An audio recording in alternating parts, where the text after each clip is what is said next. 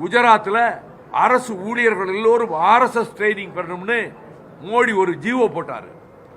அதை எதிர்த்து பார்லிமெண்ட்ல எல்லாரும், நான் உட்பட எல்லாரும் எதிர்த்து குரல் கொடுத்த போது பிரைம் மினிஸ்டர் ரூம்ல வாஜ்பாய் உட்கார்ந்திருந்தார். நான் உள்ள, எனக்கு அப்பாயின்மெண்ட் எல்லாம் வேண்டியதே இல்லை.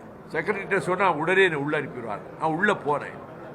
என்ன mister prime minister, what is happening in Gujarat?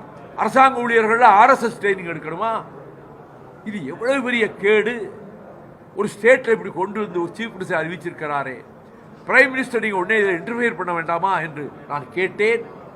Don't worry, I will do த நீட்ஃபுல்னாரு. அங்க நரேந்திர மோடி சீஃப் மினிஸ்டருக்கு நீ வித்ட்ரா பண்ணலன்னா அந்த பதவியில நீ நீடிக்கிறது சந்தேகம்ட்டாரு. வேற வழி இல்லாம மோடி வித்ட்ரா பண்ணாரு. அப்படி அந்த RSS ட்ரைனிங்கே கொடுக்க கூடாது என்ற நிலை ஏற்படுத்துறது போக, அரசியல் நிர்ணய சபையில் ஜனகணமனவை ஏற்றுக்கிடுறோம், ரவீந்திரநாத் தாகூர் எழுதிய ஜனகணமனவை தேசிய கீதமாக ஏற்றுக்கிறோம், பக்கிம் சந்திர சட்டர்ஜி எழுதிய வந்தே மாதரத்தை ஏற்கக்கூடாது. அதில் 4 ஸ்டான்ஸாவில் இந்து கடவுள்களை பற்றி சரஸ்வதி, லட்சுமி, யமுனா என்னெல்லாம் போட்டு அதற்கு வர்ணனை கொடுத்து பாராட்டி, அதை பாராட்டுவதை பாட வேண்டும் என்று சொன்னால் இந்த நாட்டினுடைய மதச்சார்பின்மை பங்கப்படும். சிறுபான்மை கிறிஸ்தவர்கள், முஸ்லீம்கள் கடுமையாக எதிர்ப்பார்கள்.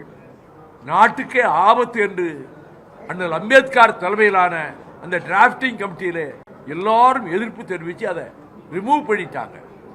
4 ஸ்டேட்ஸாவை ரிமூவ் பண்ணாலும் இந்த 2 ஸ்டேட்ஸாவையும் கூட சர்க்கார் கீதமா பாடக்கூடாதுன்னு முடிவெடுத்துட்டாங்க. இப்போ இவங்க என்ன செய்யிருக்காங்கன்னா, அந்த 4 ஸ்டேட்ஸாவையும் சேர்த்து, நிராகரிக்கப்பட்ட அந்த 4 பாராக்களையும் சேர்த்து, இந்த வந்தே மாதரத்தை தேசிய கீதத்துக்கு முன்னால ஒவ்வொரு நிகழ்ச்சியிலையும் பாடணும், எல்லா அரசு நிகழ்ச்சிகளையும் பாடணும், எல்லா கல்லூரிகள் பள்ளிகளையும் பாடணும் என்று தங்களுக்குள்ள மிருகத்தனமான மெஜாரிட்டியை வைத்துக் கொண்டு படுபயங்கரமான அநீதியான நாட்டின் ஒருமைப்பாட்டுக்கும் மதச்சார்பின்மைக்கும் கூட்டாட்சி தத்துவத்துக்கும் வேட்டு வைக்கின்ற வேலையை மத்திய அரசு நாடாளுமன்றத்திலே நிறைவேற்றிருக்கிற மசோதாவை அதற்கு என்னுடைய